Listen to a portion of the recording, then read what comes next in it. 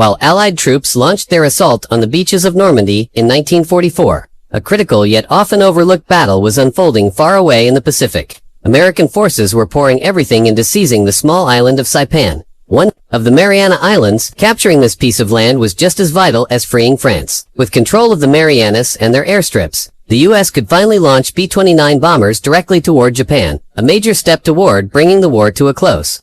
The Japanese were fully aware of Saipan's value. This wasn't just another lost outpost. It was considered part of their national territory, and they were ready to fight to the end to keep it. For the American soldiers, the battle ahead promised to be one of the toughest of the entire war. Among them was Sergeant Thomas Alexander Baker from the 105th Infantry Regiment. After surviving a massive counteroffensive by 5,000 Japanese troops, Baker was badly injured. As his unit tried to withdraw under fire, he made a decision few could imagine. He asked to be left behind so his fellow soldiers wouldn't be endangered. Though wounded and surrounded, he chose to make a final stand, giving his comrades a chance to escape. But he faced a grim reality. His weapon held only 8 rounds. The island-hopping campaign across the Pacific was one of the harshest assignments of the war, even more brutal than the fighting in Western Europe. The hardships faced by American forces in the Pacific were rivaled only by the bitter combat between the Germans and Soviets on the Eastern Front. While German troops struggled through the freezing Russian winters, American forces endured stifling heat, torrential rains, and the hazards of jungle life in the Pacific for 4 long years. Disease, harsh terrain, and hostile wildlife were constant threats,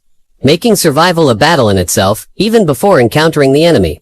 Facing them were Japanese troops, known for their fierce loyalty to Emperor Hirohito. Raised under the Code of Bushido, these soldiers were trained to view surrender as dishonorable. Their dedication was absolute, even when faced with certain death. Japan had been rising as a military force since the 1920s, determined to dominate the Pacific. Before the global conflict erupted, Japanese troops had already launched devastating campaigns across parts of Asia in the late 1930s. The surprise attack on Pearl Harbor in 1941. A reaction to the U.S. oil embargo found American forces unprepared and undermanned. But that situation would change quickly. Everything shifted after the U.S. won the crucial Battle of Midway in 1942, which many experts regard as the point when momentum in the Pacific began to favor the Allies. The Japanese Navy had underestimated American resolve and paid the price. Determined to press forward, the U.S. focused on removing Japan's heavily fortified outposts scattered across the Pacific. As American troops moved closer to Japan's main islands, the resistance only grew more intense. Japanese forces, clinging to a warrior culture of unyielding valor, resorted to suicidal charges and kamikaze missions, desperate to inflict as much harm as possible. Despite this, young American fighters adapted quickly and fought back with fierce determination. Island after island fell from Wake to Guadalcanal to Tarawa. As U.S. forces closed in on Japan's doorstep, the Marianas, including Saipan, became key stepping stones. Their location made them perfect launch points for an invasion of Japan.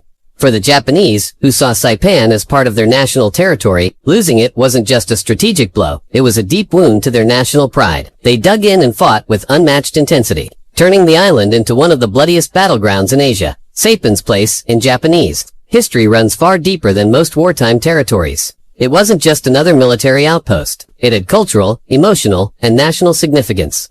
Japan's connection to the island began long before World War II. After the First World War, the League of Nations handed control of former German territories in the Pacific, including the Marianas, to Japan. This decision rewarded Japan for siding with the Allies and punished Germany. Thus began Japan's administration over Saipan, which would last from 1914 until 1944. During this time, Saipan was transformed from a remote island into a vital extension of Japanese territory. Unlike other islands used solely for military purposes, Saipan was developed to resemble the Japanese homeland. The government encouraged Japanese citizens to settle there, offering financial help and resources. Families moved in, schools were built, businesses opened, and shrines rose, creating a society that mirrored mainland Japan. These efforts were part of Japan's broader southern expansion plan. And Saipan, with its fertile land and valuable location, fit perfectly into this vision. The growing sugar industry on the island stood as proof of this success. But beyond economics and strategy, Saipan carried a symbolic weight. For many in Japan, it represented the physical reach of their empire and their national dreams realized. It became a source of pride, a remote piece of land woven into Japan's identity. When war broke out, the island's role shifted to military defense, but its significance remained. Defending Saipan wasn't just about holding ground, it was about preserving national honor tied to years of investment and cultural connection. As the threat of an Allied invasion loomed, Japanese commanders anticipated the attack and began reinforcing Saipan with an elaborate network of defenses.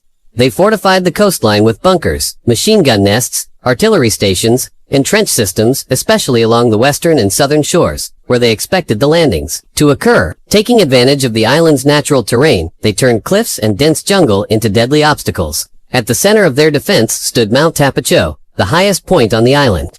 Fortified into a stronghold, it provided a sweeping view of the land and sea, giving Japanese forces a powerful advantage to track enemy movement and respond with force. Around 30,000 Japanese personnel were deployed on the island of Saipan, drawn from the 43rd Division, the 47th Independent Mixed Brigade, and several smaller units. This force operated under the leadership of Lieutenant General Yoshitsugu, experienced officer who fully grasped the gravity of the situation. The Japanese forces were a mixture of army troops, naval personnel, and construction workers. In addition, a substantial number of Korean laborers and local Chamorro and Carolinian civilians were pressed into service to strengthen the island's defenses. The mindset of the Japanese defenders was shaped by the Bushido Code, which taught that dying in combat was far more honorable than surrendering. This belief system drove them to fight with unwavering resolve. To strengthen their spirits, military commanders launched strong propaganda efforts, stressing that Saipan was a vital shield guarding Japan, and that defending it was a last line of protection for their homeland. On a practical level, Japanese troops were trained hard to adapt to the harsh conditions of jungle warfare. They specialized in night operations and ambushes, anticipating close combat in the thick terrain of Saipan. Despite shortages, by 1944, they worked to build up reserves of food, ammunition, and medical supplies, bracing for a long and difficult conflict. For the United States and its allies, taking control of the Mariana Islands was key in their campaign against Japan, with Saipan at the center of this objective. What made the Marianas so critical was how close they were to Japan, which made them ideal launching points for attacks. Other Pacific locations were simply too far away for Allied bombers to reach Japan and return without needing to refuel, something not yet possible at the time. Capturing the Marianas allowed the Allies to gain control over vital air and sea routes leading into Japan's southern territories and opened the door for further attacks on places like the Philippines, Palau, Taiwan, and mainland China. A major goal of the U.S. Army Air Forces was to use these islands as airfields for their new long-range B-29 Superfortress bombers. These aircraft had the power to reach the Japanese mainland from the Marianas, making them essential to the broader plan of sustained bombing raids. The B-29's exceptional flight range and heavy bomb load made it the ideal tool for hitting targets deep within Japan. Cities that were once out of reach, like Tokyo, Nagoya, Osaka, and Kobe, were now vulnerable. These bombing missions were a central piece of the strategy to force Japan's surrender, minimizing the need for a costly land invasion, because any full-scale invasion of Japan was expected to result in enormous casualties on both sides. Heavy bombing from the Marianas was viewed as a painful but less devastating alternative. These attacks aimed to weaken Japan's military capabilities and lower morale enough to end the war more quickly. The U.S. assault on the Marianas was launched, with the knowledge that any attempt by Japan's Navy to assist our ground forces would be met with the full strength of the American fleet. Leading this massive naval force was Admiral Raymond Spruance, commanding the 5th Fleet.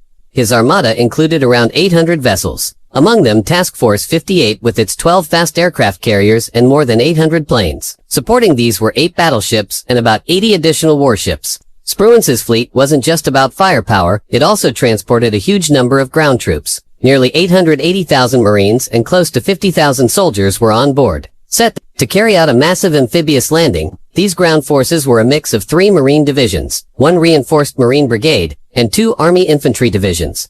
They were split into separate groups designated for different operations on Saipan, Guam, and Tinian. Despite their overwhelming numbers, American military analysts had significantly underestimated how many Japanese defenders were on Saipan, originally estimating around 19,000. In reality, the number of Japanese forces in the region was closer to 60,000, half of whom were stationed on Saipan. Most were army units under General Yoshitsugu Saito, with the remainder being naval troops led by Admiral They were dug in around Tanapag Harbor and supported by strong artillery, including 8-inch guns. Though 3 airfields were on the island, they had been largely disabled by earlier American airstrikes. This situation set the stage for a high confrontation as U.S. troops geared up for a difficult amphibious landing against a more deeply entrenched and numerous enemy than they had anticipated. The assault on Saipan would prove to be one of the most complex operations faced by American forces in the Pacific, especially given that the island was more than 1,000 miles away from the nearest U.S. base, making it their most remote and challenging objective yet. At sunrise on June 15, 1944, the United States launched an ambitious operation in the Pacific. Transport ships gathered off Saipan's southwestern coast, preparing for the largest amphibious landing so far in the war's Pacific campaign. By 9 a.m., Operation Forager began. Over 8,000 Marines disembarked from 300 amphibious landing vehicles and hit the western beaches, supported by a rolling wave of artillery fire. However, problems quickly arose. Despite the heavy shelling by battleships, destroyers, and aircraft, many Japanese bunkers and gun placements remained intact and quickly turned into deadly traps for the advancing troops. As the Marines pushed forward, they met intense machine gun fire and hidden explosives that tore through the jungle, destroyed vehicles, and wounded many soldiers. Still, by late morning, the Americans had secured a beachhead. They marked defensive positions using flags and worked to unload tanks and supplies. But before they could fully organize, the Japanese launched a fierce counterattack. Their gunfire pounded the crowded shoreline, turning it into a chaotic battleground. Among the first wave of troops to hit the beach was Private Thomas Alexander Baker Jr. from Company A, 105th Infantry Regiment, 27th Infantry Division. The air was thick with salt spray and the sting of gunpowder as Marines battled along Saipan's western front. Baker's unit arrived at the southern part of the island on June 17th, immediately clashing with entrenched Japanese defenders in a brutal fight. 2 days later, on June 19th, Baker's regiment faced heavy resistance from fortified Japanese positions. Near Nefutan Point, a series of bunkers stopped the American advance. Cold, refusing to stay pinned down, Baker seized a bazooka and advanced alone. The weapon roared as he destroyed one of the Japanese strongholds by himself. He didn't stop there gripping his M1 rifle. He pushed forward, clearing a path for his fellow soldiers. His courage and determination in the face of deadly resistance quickly made him a symbol of fearless sacrifice. Baker's actions not only inspired those around him but also marked him as a man whose bravery exceeded the call of duty. He didn't just follow orders, he charged ahead without hesitation, embodying true courage. By the end of the first day of the assault, roughly 20,000 American troops had gained a foothold on the island.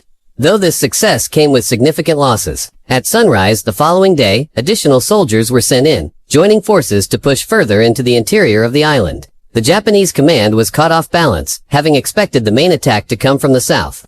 In response to this surprise, Admiral Shotaro Shimada, who led Japan's naval forces, commanded a naval counteroffensive against the U.S. fleet nearby.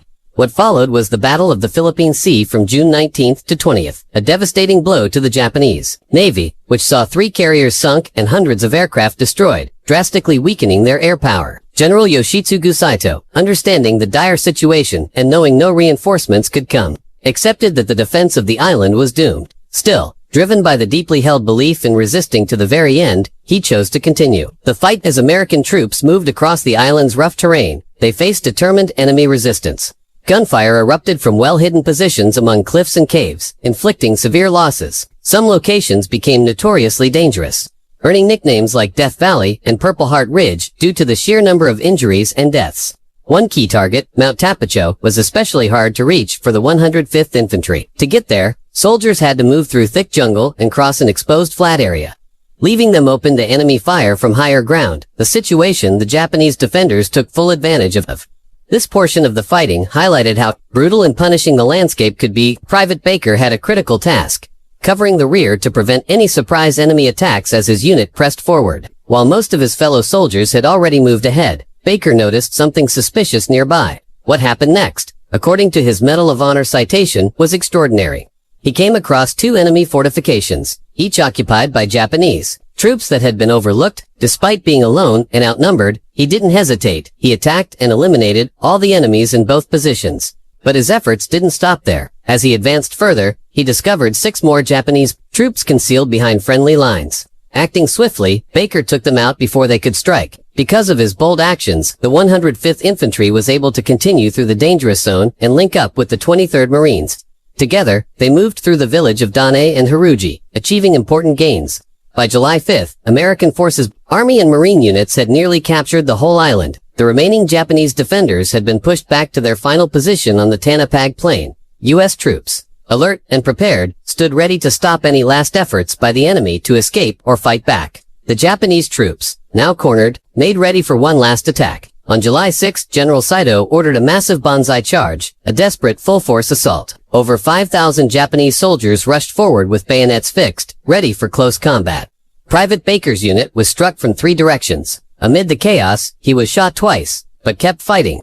When his rifle ran out of ammunition, he switched to a pistol and continued resisting. Eventually, when that too was no longer usable, he used his rifle as a club, swinging it fiercely at the enemy. After taking down a dozen attackers, he was hit in the stomach and seriously injured. As the enemy pushed through their defenses, his fellow soldiers tried to carry him to safety, but came under fire themselves.